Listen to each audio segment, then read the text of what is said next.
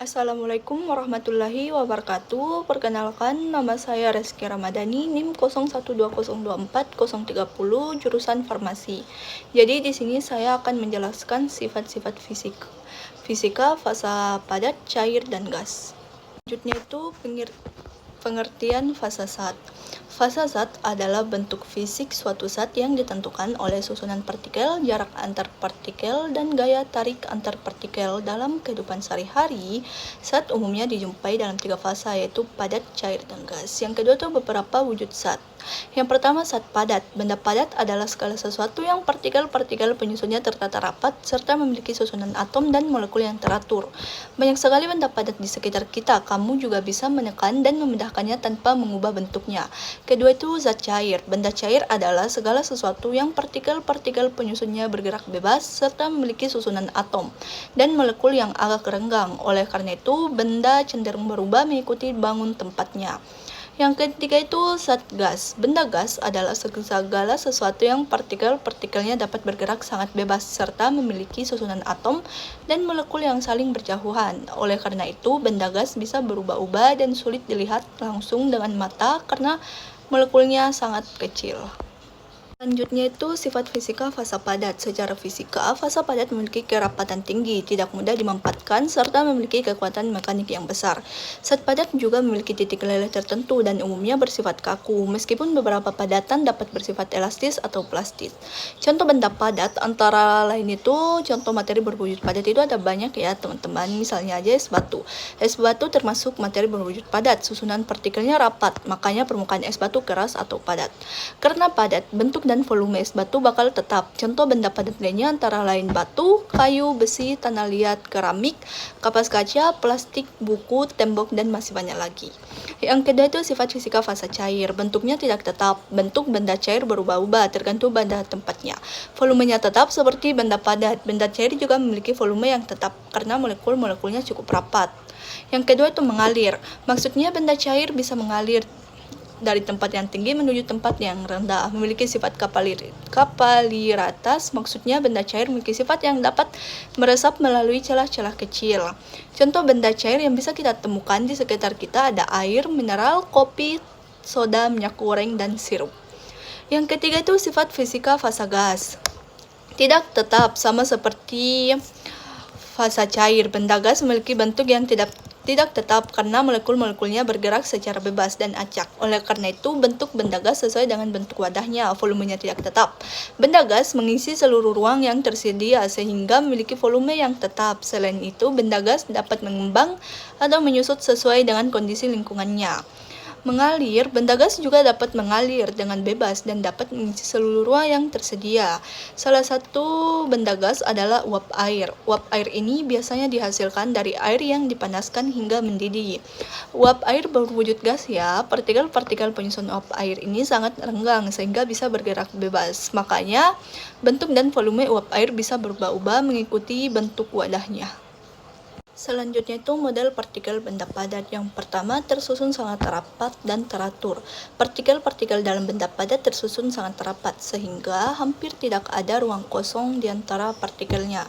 Selain rapat, susunannya juga teratur dan sering membentuk pola tertentu, terutama pada benda padat kristalin seperti logam.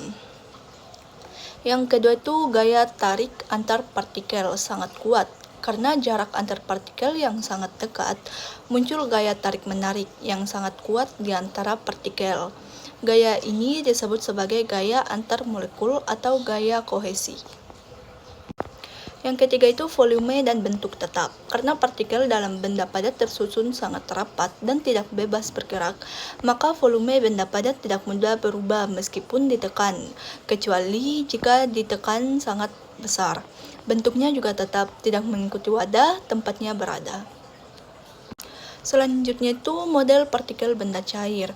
Yang pertama itu jarak antar partikel sedang. Nah, pada saat cair, jarak antar partikelnya sedang, tidak terlalu rapat, tapi juga tidak terlalu renggang. Jarak ini memungkinkan partikel cair bergerak, mengalir, tetapi tetap menjaga agar tidak bercerai-berai. Hal inilah yang membuat benda cair akan menyesuaikan bentuknya dan wadah tempat ia berada. Yang kedua itu gerakan partikel terbatas. Nah, gerakan partikel terbatas ini maksudnya partikel dalam zat cair memang tidak diam seperti pada saat padat. Mereka bergerak dan saling bergesekan satu sama lain, tapi tidak sebebas pergerakan partikel gas. Yang ketiga itu gaya tarik antar partikel. Gaya tarik antar partikel sedang gaya tarik ini cukup kuat untuk menjaga agar cairan tidak mengembang seperti gas dan cukup lemah sehingga cairan bisa mengalir dan berubah bentuk. Selanjutnya itu model partikel benda gas. Susunan partikelnya sangat renggang dan tidak teratur. Dalam zat gas, partikel-partikel tersusun sangat renggang dan tidak teratur. Artinya itu jarak antar partikel sangat jauh dibandingkan dengan zat padat atau cair. Oleh karena itu, gas tidak memiliki bentuk dan volume tetap. Yang kedua itu gerakan antar partikel bebas, cepat dan acak. Karena jarak antar partikelnya jauh, maka partikel-partikel dalam gas dapat bergerak sangat bebas dan acak ke segala arah. Yang ketiga itu gaya tarik-menarik sangat lemah. Berbeda dengan zat padat dan cair, gaya tarik antar partikel gas sangat lemah atau hampir tidak ada. Ini juga yang membuat gas mampu menyebar ke segala arah, mengisi seisi ruangan. Selanjutnya itu bisa dilihat pada contoh gambar yang ini.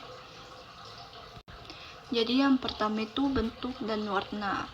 Bentuk adalah wujud luar suatu benda, sedangkan warna adalah kesan yang ditangkap mata.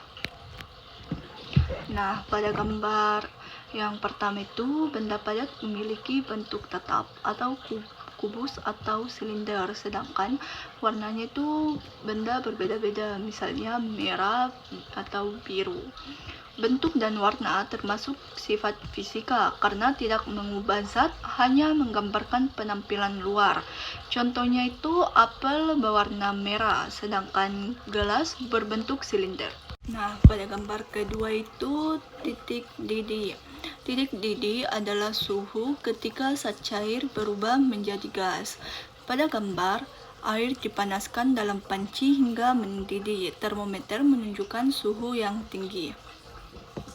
Jadi, ketika air dipanaskan, molekulnya bergerak semakin cepat. Pada 100 derajat Celcius tekanan normal, air mulai berubah menjadi uap. Selama mendidih, suhu tidak naik meskipun pemanasan terus dilakukan. Nah, ini juga termasuk sifat fisika. Kenapa? Karena zat tetap air, hanya berubah wujud. Yang tadinya cair menjadi gas. Selanjutnya itu titik leleh. Titik leleh adalah suhu ketika zat padat berubah menjadi cair. Nah, pada gambar ketiga itu es batu mencair menjadi air. Es dipanaskan pada suhu derajat Celcius, es mulai mencair. Kalor digunakan untuk melemahkan ikatan antar molekul, bukan menaikkan suhu. Contohnya itu yang tadinya es menjadi air, lilin menjadi cair saat dipanaskan. Nah, selanjutnya itu kekeruhan. Kekeruhan menunjukkan seberapa jernih atau keruh suatu zat cair. Nah, pada gambar itu perbandingan air jernih dan air keruh. Air jernih sedikit partikel pengotor, sedangkan air keruh itu banyak partikel lumpur atau zat lain. Jadi ini tuh tidak terjadi reaksi kimia, hanya perbedaan kondisi fisiknya saja. Selanjutnya itu gambar kelima, kekerasan. Kekerasan adalah kemampuan suatu zat menahan goresan atau tekanan. Nah, pada gambar itu batu dan benda keras dibandingkan dengan benda lunak. Zat keras sulit digores seperti besi, batu, atau berlian, sedangkan zat lunak mudah ditekan atau digores seperti karet atau plastisin. Jadi ini tuh tidak mengubah zat juga, hanya menunjukkan kekuatan fisiknya saja. Selanjutnya itu pada gambar ke-6, kerapatan atau massa jenis. Kerapatan adalah perbandingan massa dengan volume suatu zat. Nah, pada gambarnya itu benda mengapung dan tenggelam di air. Jika massa jenis benda lebih kecil dari air, maka dia akan mengapung. Sebaliknya, jika massa jenis benda lebih besar dari air, maka dia akan tenggelam. Contohnya itu seperti kayu yang mengapung sedangkan batu tenggelam. Selanjutnya itu pada gambar yang ketujuh, kelarutan. Kelarutan adalah kemampuan suatu zat untuk larut dalam zat lain. Nah, pada gambar ini gula atau garam dilarutkan dalam air. Nah, gula itu larut sempurna atau gula larut sempurna menjadi larutan jernih, sedangkan pasir tidak larut menjadi mengendap. Jadi, kesimpulan akhirnya itu sifat fisika meliputi beberapa, yaitu pertama bentuk dan warna, kedua titik leleh, ketiga titik didih, keempat kekeruhan, kelima kekerasan, keenam kerapatan, dan ketujuh itu kelarutan. Nah, semua sifat ini tidak mengubah jenis zat, hanya menggambarkan bagaimana zat tersebut terlihat dan berperilaku secara fisik.